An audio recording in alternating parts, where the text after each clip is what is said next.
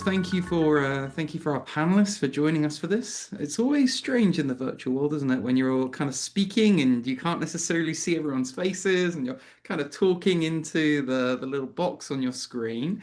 And we can see our panelists hopefully popping up for you. They'll be what we call pinned. So there'll be panelists you should be able to be kind of visible by everybody. We've got a few slides that we'll use that will switch kind of on and off as we go. And really, we're here to remind ourselves why we gathered in February, what we achieved, and where we're going next. I guess we're going to start with you, Jamie, really, to think about why the summit was held in the first place. I know you were very active with your team. You put a lot of hard work, and as did all of your team, into making the Water Summit happen. Can you share a bit around like kind of what led Nan and you and your team to pick up this challenge of running what I think was the first Nan Water Summit, addressing some of those challenges that Grand Chief spoke to and the importance of the sacred nature of water. And Jamie, you're on mute, just to let you know. There's and for all the panelists, I think you probably all are on mute. So there's a button on the bottom left-hand corner with the microphone to toggle on. Thank you, Charlie. Yeah, I've been lucky enough to work on water and wastewater issues for NAN for almost 8 years now. And in that time, I entered the work at a time when the federal government had promised to eliminate all boil water advisories by 2025. So here we are in 2025, and NAN essentially has the same number of long-term drinking water advisories as they did when I started. So as someone who's been in the water and wastewater field for many years, this was really quite difficult for me to understand, coming from a corporate background and conservation authority background, to understand how water and wastewater in First Nations communities, in this case particularly NAN communities, wasn't able to be resolved, because in any similar municipal situation, this would have been addressed quite rapidly and through, I don't want to say aggressive, but through very, there's a strict series of steps to remedy the situation, with consequences for not remedying the situation. So that really has been sticking with me for a lot of the time that I've been here. And with and through some of this work leading up to Bill C-61, I knew that within the infrastructure and housing department, we had came together to talk about things like housing. We'd come together to talk about things like environment, but we would always get together and people would say, water is life. Water is very important. We need clean drinking water. But we had conferences and summits on almost everything but drinking water, it seemed. So we approached Indigenous Services Canada in the lead up and in the work related to Bill C-61, asked them if they would support us having a water summit to bring NAN leadership and community members and everyone together to talk about water. And they agreed to it. So that led to the planning and the execution of the NAN Water Summit, the first inaugural NAN Water Summit in February 2025. Thanks, Jamie. And I know when we were thinking about designing the summit, there were some guiding principles that I think the next page on the screen here, we thought were important to hold true. And I know you engaged with elders and with chiefs before the summit took place. I was wondering if you could just give a bit of a voice to those guiding principles for the work. think this is something that I've been very lucky in my work to have is the guidance of my director Mike McKay and Grand Chief Alvin Fiddler and the Mm. people that brought me into the organization and taught me about the organization because I didn't know a lot when I started is that ceremony is very important to all the aspects of the work and understanding that part of the reasons why we are in some of the situations we are with infrastructure and housing is because we haven't listened and we haven't paid attention to what elders have had to say and what history and what the traditional learnings have had to show. So we very much knew and had the direction that ceremony must be at the center of the work. We also heard quite often and regularly that the work should be guided by women. And in if you're familiar with the infrastructure and housing industry and specifically the water and wastewater industry, there isn't a lot of women working on the technical sides of things, which is the background where I come from. So trying to ensure that all voices are heard.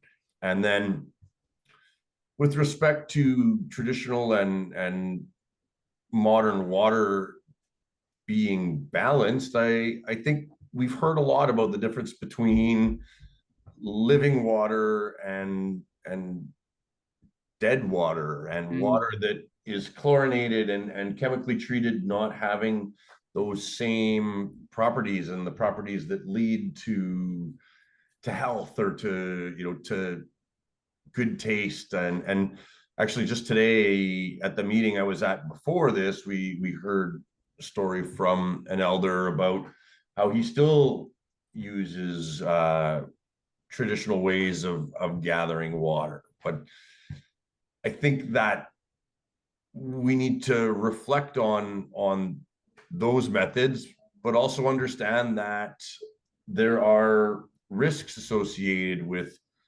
those methods of gathering water that need to be addressed when you're distributing water to a large group of people. There's a difference between an individual going out and getting water for tea versus a community water treatment plant providing water to everyone within the community. Now, to me, all of that involves work, it involves knowledge, it involves effort, and there's value in the effort. And it's one thing to say water is life and everyone needs clean water and we have to have clean water, but we must also acknowledge that there is effort involved and there is work involved, and it is participatory. It's not a just snap your fingers and clean water happens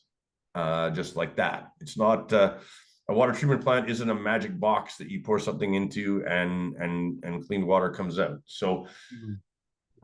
I think that I've heard from many different people in many different times and ways versions of these guiding principles, and I would really like to thank and acknowledge everyone that has had the patience with me and had the conversations and done the work to help me through this journey and to help us develop those guiding principles, because it really does feel like a collaboration as opposed to something that we just came up with and put on a piece of paper. Hmm. Thank you, Jamie. And miigwech again to Laura and to Rosie for starting us off according to that guiding principle number one that we've got there. Thank you again. Mohegan, I'm curious, anything you'd like to add on why the summit is so important to run this year? And Jamie, it was interesting to hear you say that when you first started your career, there was a declaration from the federal government that boil water advisories would be lifted by 2025, and we're far away from that. So, Megan, curious, what's on your heart and mind about why it was so important to run the summit this year? Yeah, I think echoing Jamie's point a bit there is that on paper, it looks like nothing has been done. Where, I think a lot of folks have been thinking and a lot of, experiencing water insecurity and things like that. And, I think the Water Summit was a really good opportunity to hear from a bunch of people from a bunch of different walks of life. Um, Sort of the tendency I find, working. Is that the people want to always go to chiefs or leadership and get their input on things. And um the Water Summit I feel was really great because we did have leadership there, but we also were able to talk and importantly listen to people from a ton of different backgrounds. We had academics, community members, elders, subject matter experts, and again, we also had the leadership. And I think that was really important because there's a lot of people out there with a lot of different and good pieces of input, because it's such a complicated subject matter that you kind of need to have all these viewpoints to come up with a really good and inclusive solution. But I also think another aspect that, reflecting on this last night a little bit too, though, is it also allowed for a real comprehensive view on water that kind of led from having a bunch of viewpoints, which was, we tend to think about boil water advisories all the time. That's the thing that the media really latches onto. They say, there's this many boil water advisories and things like that. And um, as Grand Chief Fiddler discussed a little bit earlier, he said there's more work after the boil water advisory is lifted. Like that's Hmm. just one piece of the bigger puzzle. And water is very complex. And you have on the one side very very regulated, but on the other side as well you have a significant spiritual value, as evidenced by Laura and and the other folks who were discussing that at the Water Summit itself. And so there's that delicate balance, I think, that needs to sort of inform the view of water as a whole. And I think the Water Summit was a very good sort of place to do that. And like I said, I think that really came from having a bunch of people from a bunch of walks of life being able to share and to provide us an opportunity to listen to that.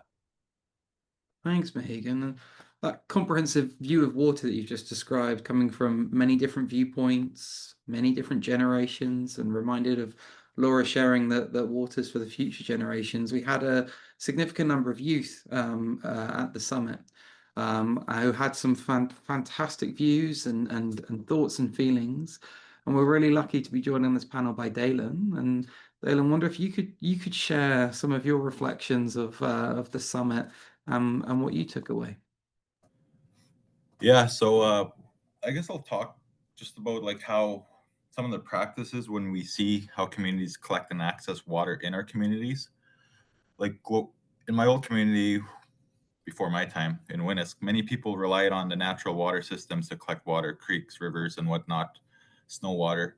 And as after Winnisk flooded and the town relocated, Pewanik received a much better and more upgraded water system than most communities have today. But even though we have these upgraded and improved facilities, people still rely on accessing creek water, natural waterways, and they prefer drinking that than what's coming out of the taps. So when you look at our tap water, mainly comes from the groundwater in Pewanik, which is vital for our community's daily needs. And that's how, I guess that's really just a very important aspect to many community members, especially when they can access it from a natural way. I don't know, like you said, there's those spiritual connections with water, the cultural connections, and then just overall health benefits.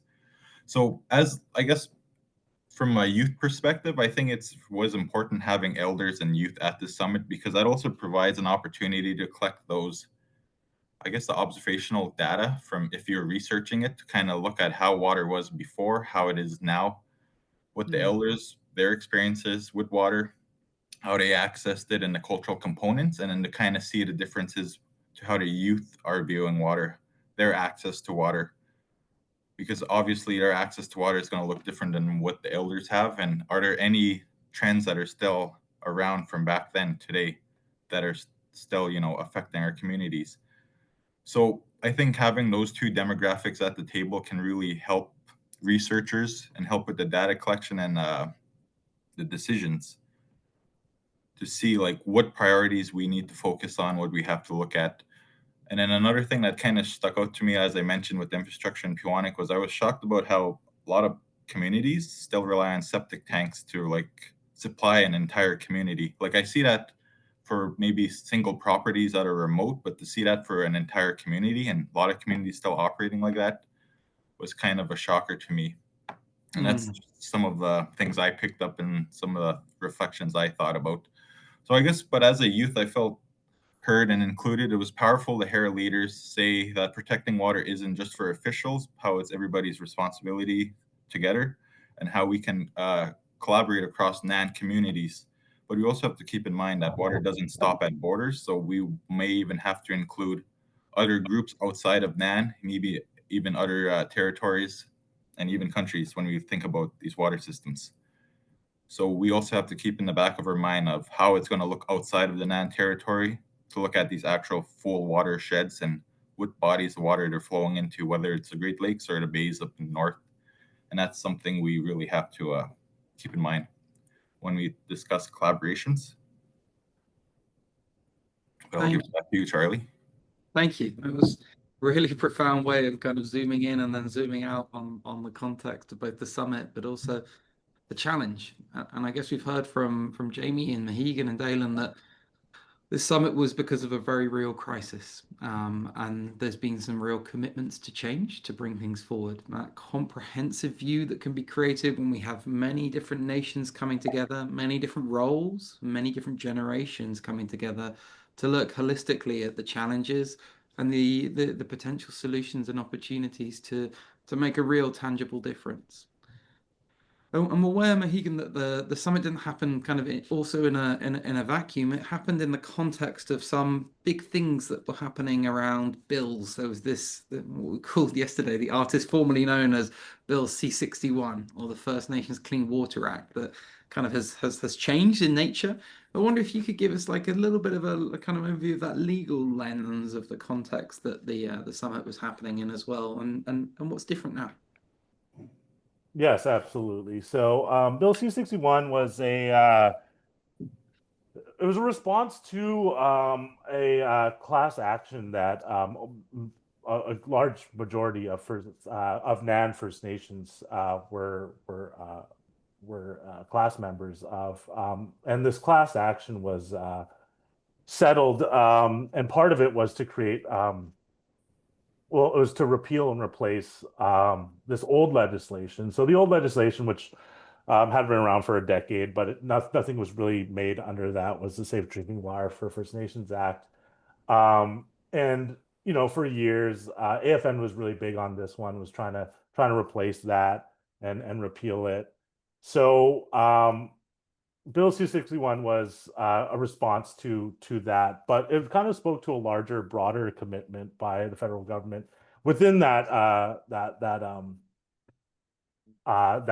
settlement agreement to better fund a lot of First Nations sort of infrastructure to create better water.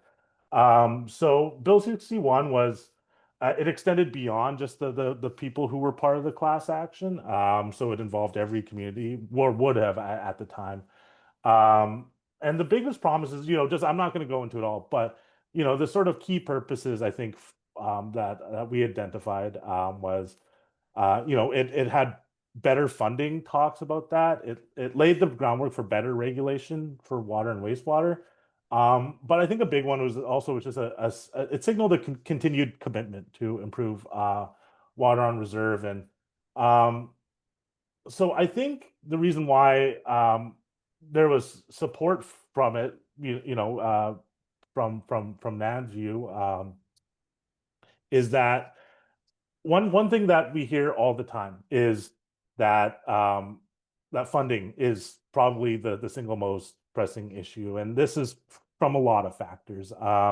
Remoteness just drives up costs. Winter roads, they're not operating as long anymore, and that's a real opportunity to get infrastructure up north and all these other sort of factors that are external to just the water itself. So what ends up happening is communities end up only really relying on yearly funding mechanisms that don't really work well with long-term planning of assets that last 25 years or longer, depending. So Bill C-61 focused on the longer term.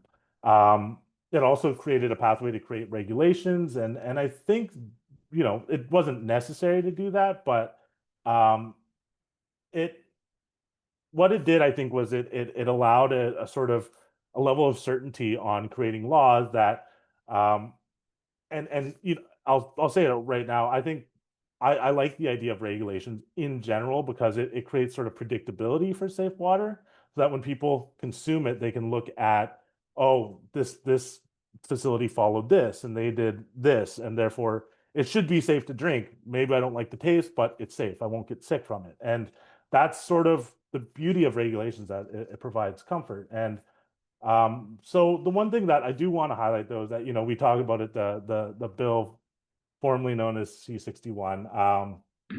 Due to the federal election earlier this year, all the bills that didn't make it all the way through the process, they died. So this meant Bill C-61 sort of died, but there was the new Minister of Indigenous Services, Mr. Mandy Gilmasti, said that the federal government will be introducing First Nations drinking water legislation in fall 2025. So this is why I'm hesitating to call it Bill C-61, because we don't know if it's going to be the introduction of the old text of the bill that already sort of went through some of the process, or if it's going to be an entirely new thing. But identifying that funding is a major aspect, and I think they heard that loud and clear throughout their engagements. It's fully in, I think, everyone's best interest to sort of continue to monitor their situation and look out for the best interests of NAN communities. But I think no matter what, funding needs to be front and center on that. Thanks, Megan. And fall 2025 is, I think, where we find ourselves now. So again, a very timely reminder why we're running this virtual session now. And Jamie, thinking about kind of that context that Mohegan's just described, and perhaps some of the sort of the First Nations-led solutions that you've been pushing for and supporting from an infrastructure perspective, I wondered if you might want to share a few thoughts on kind of what came out of the summit and how it connects to potentially the new fall of 2025 work that Mohegan's mentioning, that kind of need for long-term funding, before we move on to talk about the 5 recommendations from the summit itself. I think very quickly here, with respect to moving forward with Bill C-61, it has always been a priority of the Grand Chief and the NAN leadership that water should be regulated. It's important to recognize that there's really no enforceable water regulation within NAN First Nations. There's guidelines, but the government is essentially put in a position to enforce itself, right? to do enforcement on itself, which is not necessarily the best position to be in. And in the light of a lot of, speaking a little more technically with respect to best management practices and engineering practices, we have moved towards an era of asset management and long-term planning, and ensuring that we're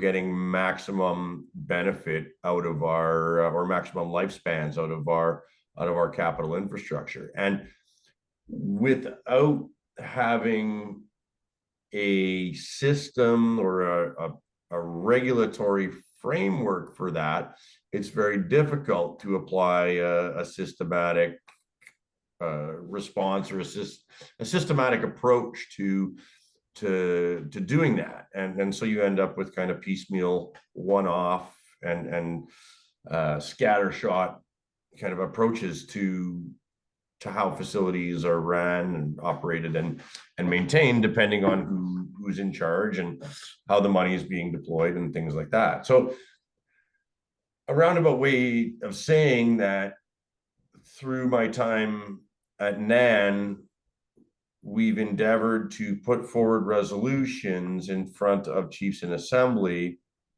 that enable data collection and data sharing between the communities, that pursue work or pursue engagement related to providing regulations. So, we have a resolution that calls on us to develop or imagine what a First Nations drinking water standard could look like. So at a chiefs in assembly level, we've taken our direction from the NAN chiefs to move towards a system of regulation, with the idea that Bill C-61, although not perfect, could put in place a system of, or a framework for developing regulations that would apply to NAN communities, and how those regulations look, whether they're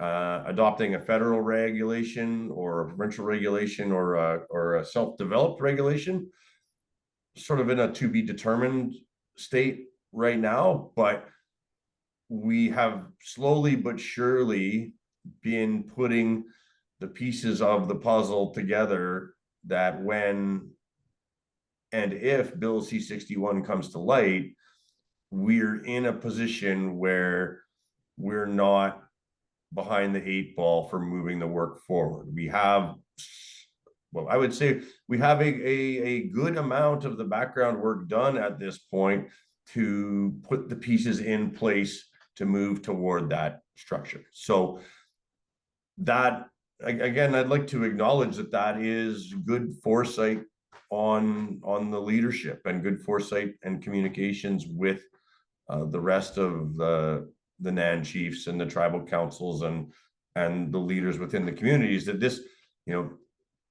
this doesn't happen in a bubble, and it's that collaboration and that communication is a huge piece of this. So we've been working on the direction from everybody who's within the room here to advocate and move that forward. Thank you, Jamie. Thank you. We're going to move on now to talk about the recommendations that came from the summit. If for those who were there, if you remember back, it was 2 days of pretty intense discussions, pretty intense little breakout groups coming together in plenary. And Dalen, you reminded me that one of the things that was shared a lot was that just as water flows across boundaries, there is no single solution. And so these 5 recommendations that came weren't intended to be a sort of a checkbox of these 5 things, but were all 5 connected parts of that comprehensive work that's needed. And Jamie, your language there about having the foresight and then getting ready for what's coming, making sure that NAN is prepared to best support and serve the communities it represents. And so we're going to go through each of these in turn, and we're going to spend like just under 5 minutes or so, really sort of three to 5 minutes on each of them. We're going to start, Caitlin, with yourself in a second. And we're going to hear from everyone on the panel as we're going to go through this. But if you wouldn't mind, Caitlin, starting us off with the water declaration and beginning that water declaration process, we'd really appreciate it. Yeah, of course. So yeah, we first heard about the need for a water declaration at the women's gathering actually last summer. I was lucky to attend and hear their thoughts and concern and start exploring like what that might look like for the NAN territory, and looking at other declarations regionally.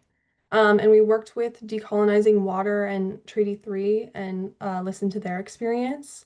And then we heard that loudly again at the Water Summit, the need for a water declaration.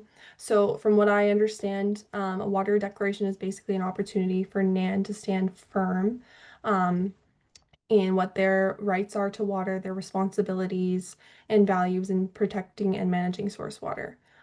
So basically it could be like a living document that outlines how we will honor and protect water, And like I said, there's many nations regionally and nationally, especially in Ontario. We have the Coup Water Declaration, and Big Trout Lake has their own as well, that are developing their own water declarations. And when we create our own, it doesn't compete with others. It actually helps strengthen theirs and then uphold ours as well.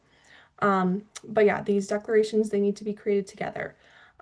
So through elders, youth, leaders, everyone, and led by women. And from the teachings that we heard at the Water Summit, everything we do with water should involve ceremony and respect. So this is a longer process. It requires feasts, ceremonies, kind of like we had at the beginning of this meeting, um, and input from knowledge keepers at every step. And it's a process, like I said, that takes time. It would guide decisions with respect to water for years to come and help provide a firm position to share with governments to say that these are NAN laws and principles regarding water. Um, and a NAN water declaration can be a guiding commitment to protect water for future generations, outlining shared principles and outlining responsibilities on how we can use and protect water to ensure that decisions that we make today consider long-term impacts for youth. Um, so a water declaration promotes accountability and helps guide long-term planning so future generations can inherit clean, safe, and reliable water systems instead of inheriting the challenges that we have today. We also had consensus at the Water Summit that we might start with a water declaration, to focus on individual communities' language, practices, and teachings, and then bring them together into a one NAN-wide water declaration that can be used legally and for advocacy, just because starting the large process of bringing everyone together, it might be a bit hard. Hmm. Um, so it's a process that starts from the ground up. But if we think about it this way, it's like a shared promise on how we will honor and protect water, and it sets out values and responsibilities and reminds everyone that water is sacred and that it must be cared for at every step. Um, and it can guide leadership in asserting their rights and help teach youth about the deep connection between water, culture, and community.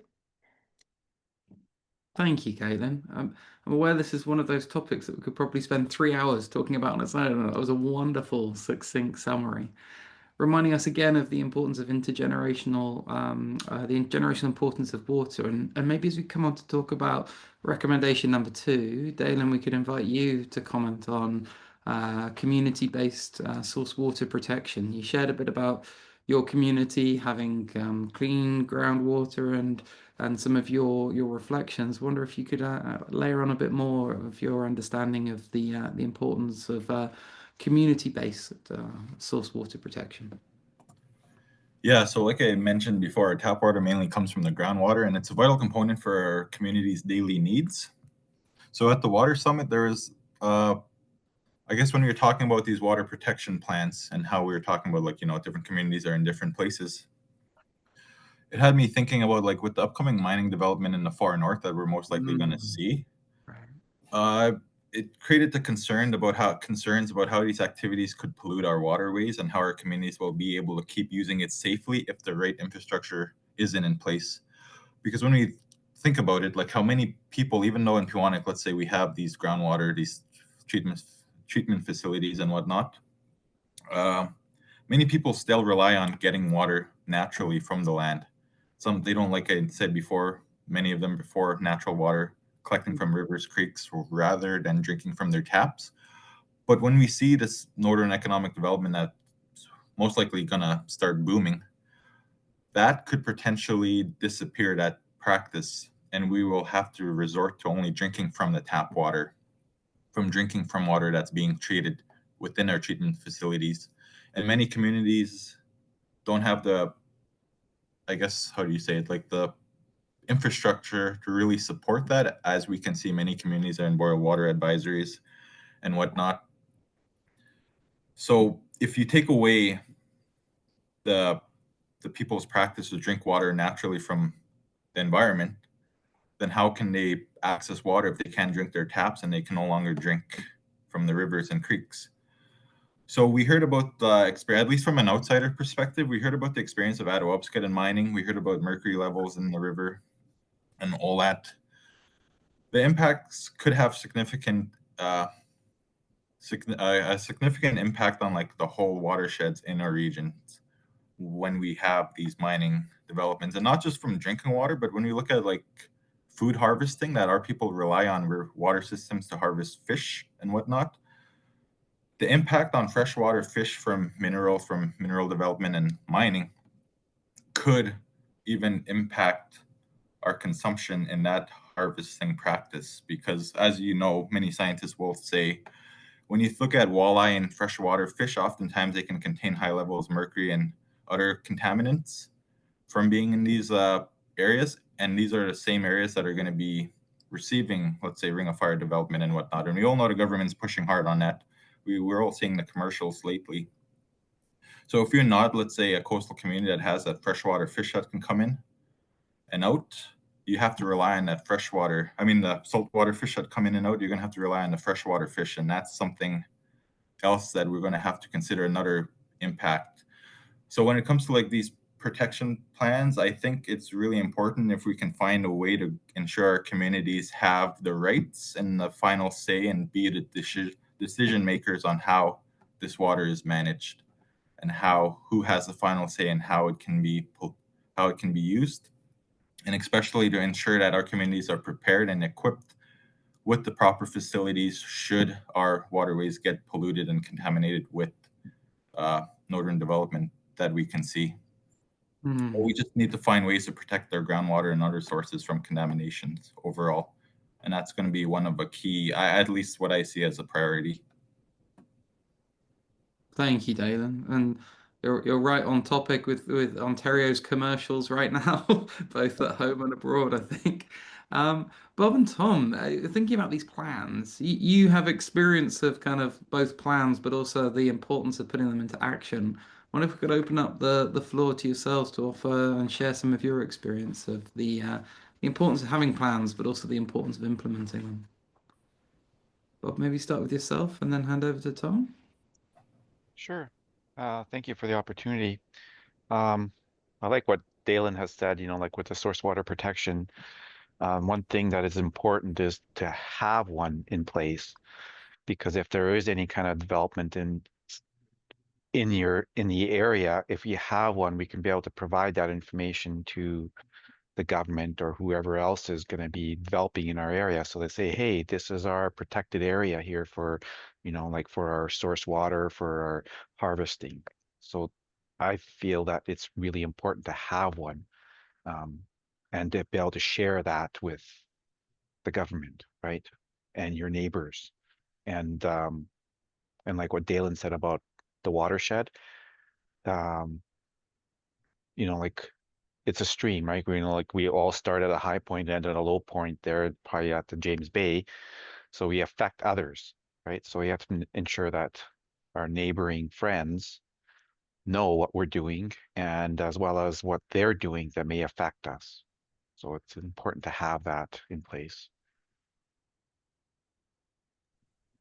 Thank you, Bob. Tom.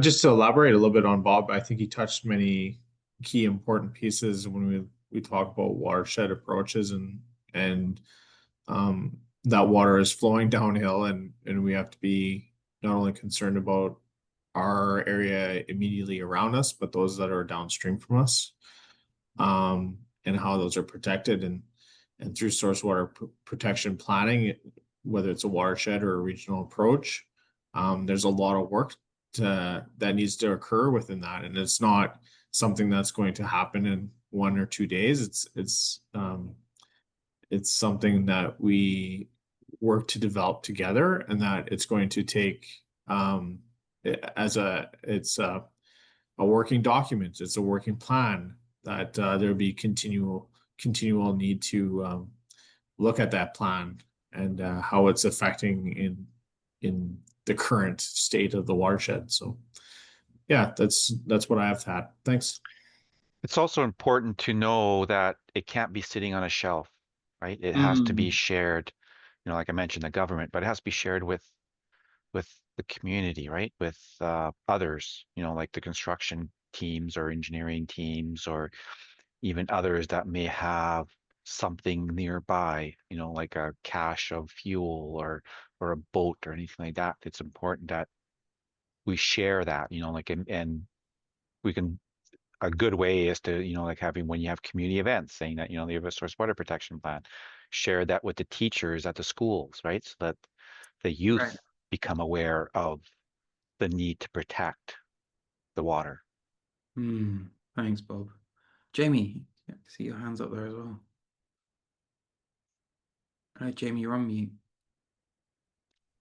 Just to add to what Bob and Tom just said, I think one thing that's really important to acknowledge is the primary purpose of a source water protection plan is to minimize risk to the water intake, whether it's groundwater or source water. And at a community level, the area closest to the water intake is the community. So this isn't just a, pollution is the problem of the mine, or the pollution is the problem of the construction team. It is also very much a community problem. And so identifying those low-hanging fruit, those easy risks to eliminate, don't gas your boat up out on the lake, recycle, or have good waste management practices around the community. Don't change your oil, on your driveway. Use, things like that are important. And certainly there are big watershed level risks coming from mining companies and resource extraction companies, but there's also community level risks that are taking place at a community level. There's a lot to hold there, right? Like the watershed level risks, the community level risks, and all of those. So it makes me think about the third recommendation that came out of the summit, Jamie, that idea of a concept for a regional water authority. I wonder if you could break down a little bit, like what does that mean, and how would like water authorities or a water authority be different to what we've got now? Well, I know, like, operationally within NAN territory, we have water hubs and we have independent First Nations, but fundamentally each community within NAN is responsible for the operation and maintenance of their own water treatment plant and water distribution system, oftentimes with the aid and oversight of what's called an operations hub. Now, we've often heard that communities are under-resourced, hubs are under-resourced, and a lot of this is a result of you could say, the large distances between NAN communities, the incredible costs associated with providing services up in those communities. The idea of a water authority would be to find a way to share resources and optimize economies of scale to encourage cooperation and reduce costs between communities. I'm learning about a lot about this as I go along as well. I think the operational challenges and how those could be addressed are more Tom and Bob's wheelhouse with respect to how those things would work on a strictly governance and regulatory level. A water agency or a water authority could remove liability from chiefs and councils and remove a risk of potential lawsuits, potential essentially similar to what happened in Walkerton, where there was liability for deaths that happened within the community that were held by the municipality, right?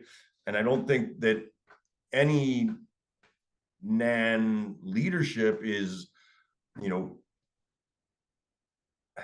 how would I say, no one is ever in a position where that would be done purposefully, but the legal liability exists for the person who is responsible for the water system, and the idea of an agency could help to alleviate that.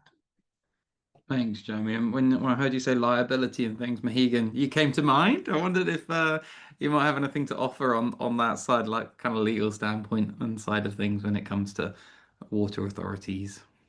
Yeah, so the that was one of the sort of and I think Nick later from Indigenous Service Canada can sort of elaborate on this a little bit later, but that was the pitch from the Atlantic First Nations Water Authority to the member communities, was that they would be taking the liability away from the communities, and I think that's important because we don't really think about band members, or it doesn't even have to be. It'd be anyone using the water that's provided by a First Nations community.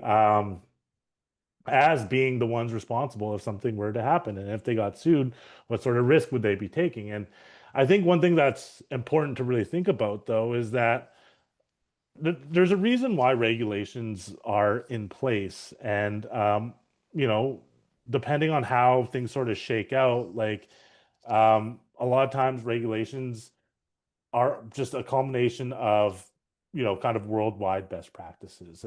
It's not really a lot of differences in between.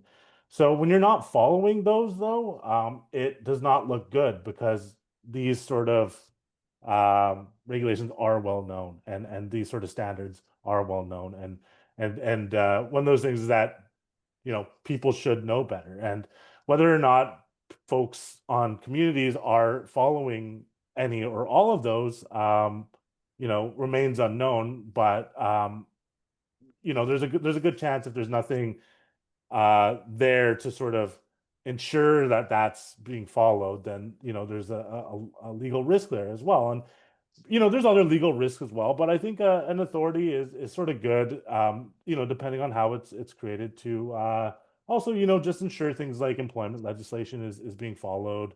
Employees are receiving their entitlements that they're legally, required to be provided. And other sorts of legal risk in a bunch of other different ways. But I was talking about the structure and the way this works. I think what's really important, though, at the end of the day, is there's a lot of a lot of discussion that needs to be had to really figure out what exactly a structure of an authority or authorities or anything would look like. So it's nice to see that there's a recommendation, but there's a lot more work to sort of kind of nail down the finer points of it. But I think just kind of talking about that is an important first step. Thank you, Megan. And all of these things are connected, and we sort of came on to talk a little bit about the recommendation for regulations, and how that would fit with the authorities. And we spoke earlier about that in the context of the artist formerly known as Bill C-61 and the new federal bill coming. But Bob and Tom, I'm curious, like as Jamie kind of alluded to, the actual how do you get one of these regional water authorities up and running? If you could just offer some of your insights on this topic as well.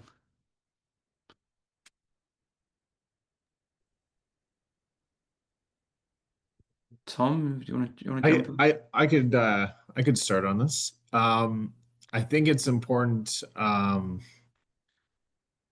with the concept of a regional or smaller utility, is that it's there to support the communities in providing safe drinking water to their community, to their members.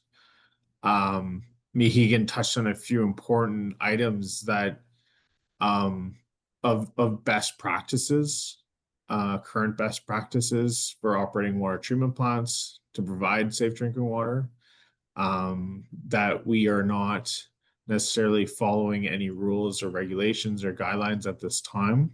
And if it was challenged where someone were to become sick because it was determined to be the water, there would be a lot of questions asked. So in conversation with many communities and many leaders, I think that there are several challenges that we are encountering with providing safe, clean drinking water. as it's managed by communities on their own, and that a regional or a group of communities that's appropriately resourced by a utility or an authority um, would definitely have an advantage. We talk about economy of scale and collaboration and to really find solutions to those challenges, and that concept of creating an authority again or utility, I think, is a great method for addressing those issues. And we're at the point now where we would like to have many further conversations with community leadership and community members and those workers in the community that are providing safe drinking water to help develop something to support them. Thanks, Tom. Bob, anything to add in? Big thing if we're gonna get a water authority or a water co-op or a utility, like everyone has a little bit different term, is that we need to make sure that we engage with the First Nations, right? They need to have the buy-in and understanding of what it means to be part of this. It's not going to be easy, that's for sure, because there's going to be a lot of implications on their part. They may feel that they're losing control. They feel like they're going to be losing staff. They're going to feel that they're going to be losing money, so forth. So it's important that we work with each First Nation, provide them the information that they need to make that decision whether they want to be part of this authority co-op utility. So that's the biggest thing, is to be able to do that. And the Atlantic First Nations took several years, many years for them to, from inception to actually making it happen. So, yeah. Yeah, thank you, Bob. And as that journey progresses, Barry's also put into the chat here to remind us to reflect on some of the lessons from the Walkerton crisis and the two-part inquiry that took place. Tom, last point for you on the Regional Water Authority before we move on to recommendation number 5 and hear from Dalen. Yeah, I think a key piece to it as well is that we now have an example that, in my understanding, is working successfully in the Atlantic provinces through the establishment of the FNWA. So there is a guiding model available for us to look at and say, is this working? Can it be adapted to us? There's that model, and there's a couple others. So we're not on our own inventing something new. There's something that's currently in place in First Nations that seems to be working effectively. Right on, Tom. Thank you. So we've spoken about regulations and that the need to draft those, and we're going to come on to our last recommendation here. And Dalen, pass over to you, because I know when we spoke before, we were left quite inspired about this and the workforce that's there. And wonder if we could hear a little bit about kind of what this means for you and your peers, Dalen, when it comes to actually building a workforce for both water and wastewater, and some of your insights from the summit. So yeah, I guess this means like training and supporting our own people to be like the water plant operators, the drivers, the plumbing technicians, and all the roles needed to keep our facilities and water systems up and running. So a lot of local investments and developments to ensure there's self-sustainability in each community. So today, many communities struggle because there's maybe only one certified operator within a community to kind of look after it all, or they have to fly in someone each time there's issues, and that's not really sustainable. Like for an example with Pewanik, we did how our water treatment plant did receive upgrades a couple of years ago. It became very electrical. I could say a lot of computer systems went in, electrical work came in, and that really changed the how our local operators really worked on the plant, because it was a brand new system and they weren't really used to it. So when things went down with the new components that were added, oftentimes people had to come in and look at it to fix it. And one of the things we saw is a lot of people that did come in kind of struggled to look at it. Like they struggled with the issue, trying to find it. So we went for a really long time where our automatic systems didn't have to work, so we relied on plant operators to go to the water plant every day to manually turn the switch to refill the community's water supply. And then that's something that they had to do like within the 24-hour system. So like water operators are often on call 24/7, and overworking, if they're in a small group, is common to see in our communities because it's very limited capacity on who's actually in charge and responsible for it. And that puts a lot of pressure on them. So when we say build and sustain this workforce, it's not just about training new people, but making sure we retain them. And that could mean like better pay, proper housing in the community, and career paths so young people want to do it, to do this work, to try to, I guess, keep people in this field, because that's something we also see in First Nation communities is oftentimes they're not set up to be careers, they're set up to be short-term contracts.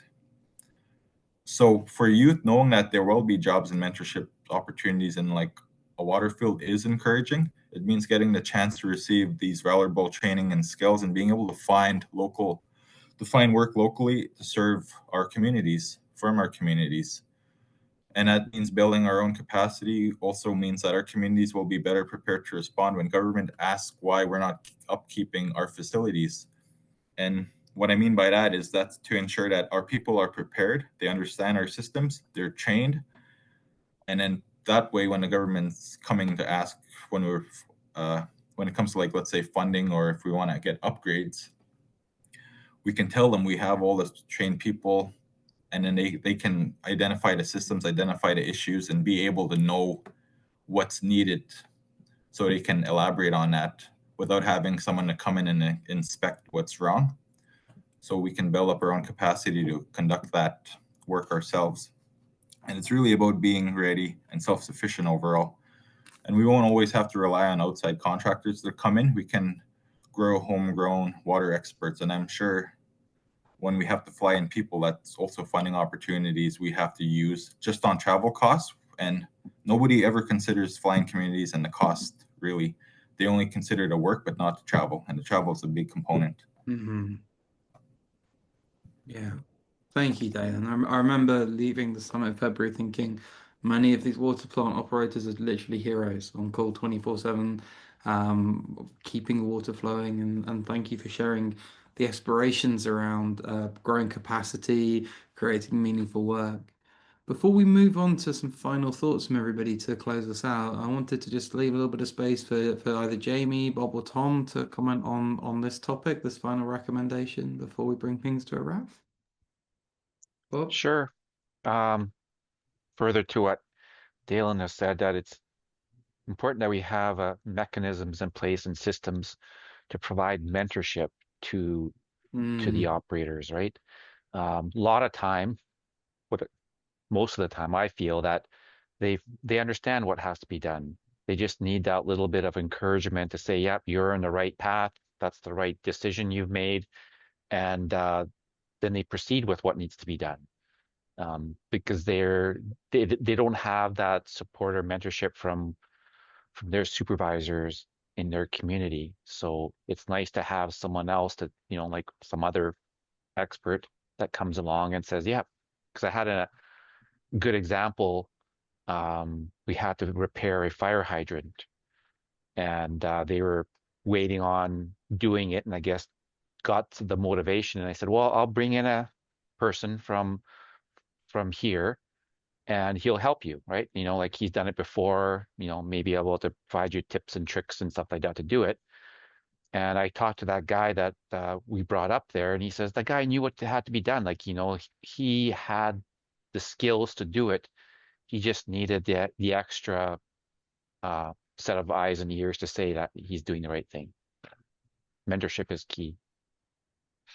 thank you, Bob. The idea of learning on the job rather than just training and mentorship in real time.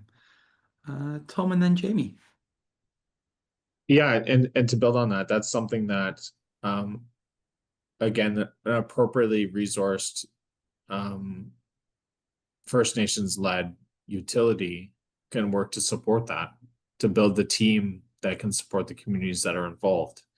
It's very difficult at this time within the hub realm of hub things being one person to assist with that, I would like to help more. And I think there's just different ways to do that, and having something that's appropriately resourced with the right people to mentor those operators. And Bob's example is a perfect example of that in assisting the communities. And that long-term funding is a key theme that keeps coming up in this conversation. Jamie. I think I only have one thing to add to that, and we talk around this a lot when we say words like properly resourced, etc. We need to be paying people what they're worth to do this job. If someone was to go do this job at a mining camp, they're probably going to get paid over 6 figures a year. They're going to have benefits. They're going to have vacation. They're going to be supported in that role. We're not doing a good job of supporting water operators in community in their role, and they have a very crucial role, and it should be acknowledged, and they should be paid what it's worth. So with that, I think that provides some of the motivation to Bob's point. If you're getting paid what you're worth and you're getting acknowledged in your work, it's a lot easier to do your job than if you're not getting those things. Thank you, Jamie. So to bring this part of our agenda to a close, we'd love to hear one final thought in just under a minute from each of our people here. We're going to start with Caitlin. We're going to move on to Dalen, and then Tom, Bob, Mohegan, and finish up with Jamie. Love to hear your kind of parting thoughts of what gives you hope as we move forwards, and what do you want everyone listening to carry forward with them after today? Caitlin, let's start with you. Yeah, thanks. I guess something that gives me hope is that this work, we're basically supporting the direction that the communities have already set for themselves at the first Water Summit. And this just shows like people's deep relationships with the water and how much care everyone has. And I also just wanted to note that a water declaration would be a powerful expression of like healing and responsibility.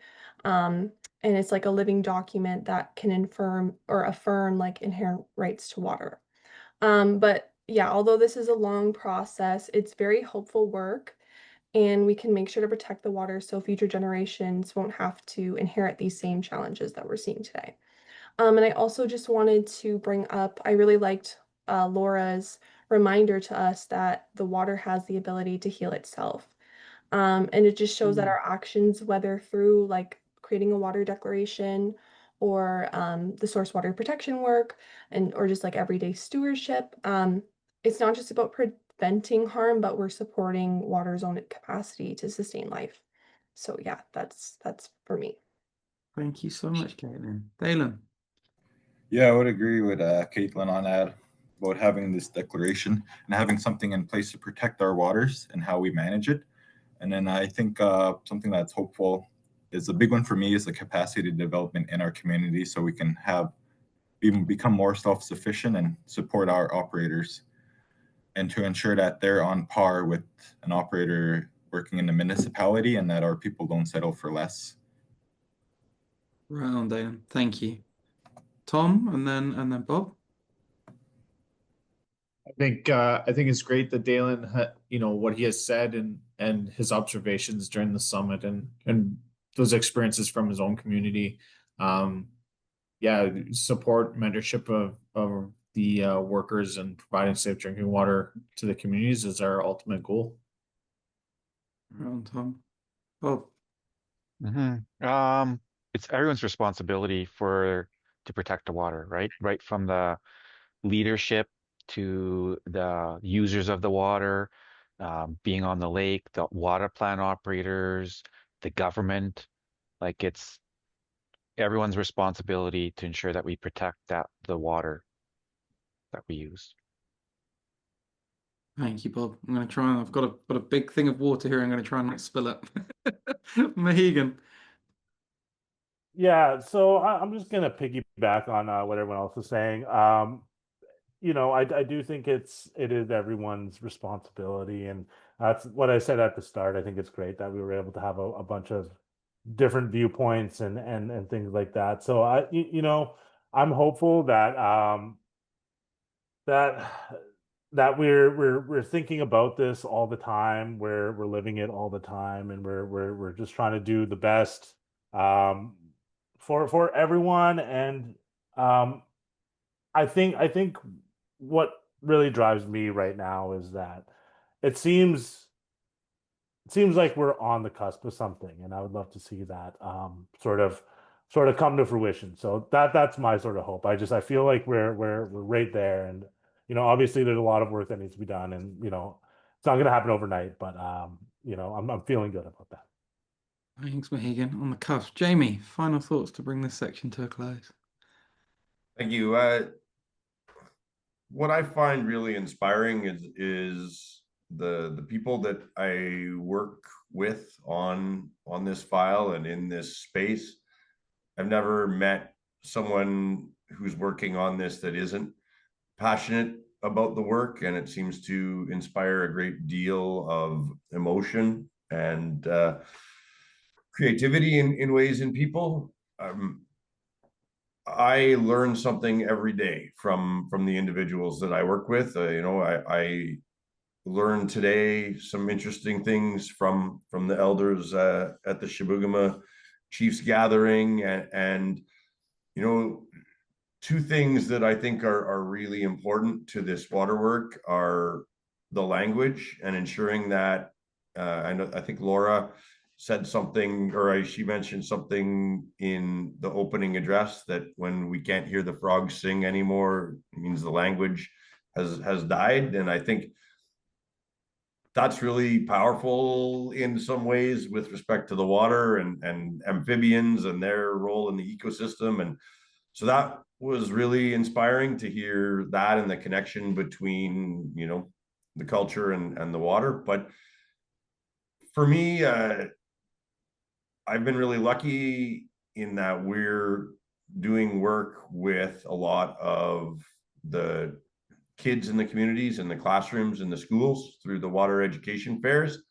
And everyone is important in this work, but we're doing the work for the generations that are coming behind us, and we owe it to them to give them the best opportunities possible and the cleanest water possible, and ensure that they are are have the same opportunities that we did and have that clean water. And to me, that's the most valuable part of my work. It's the most it's the most inspirational part of my work. And I think that I just am really blessed with the people I have around me doing this work. And to reflect on Mohegan's point, it feels like we're getting somewhere. Progress is slow, but it is starting to feel like we're maybe making a bit of a difference. So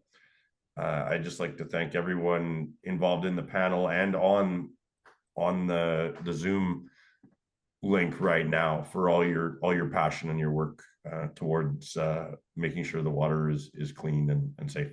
Thank you. Right on, Jamie. And that gratitude for everybody in this panel. There's a reaction button down at the bottom of the screen. We can applaud. We can send some effects to the panel. Say thank you in this.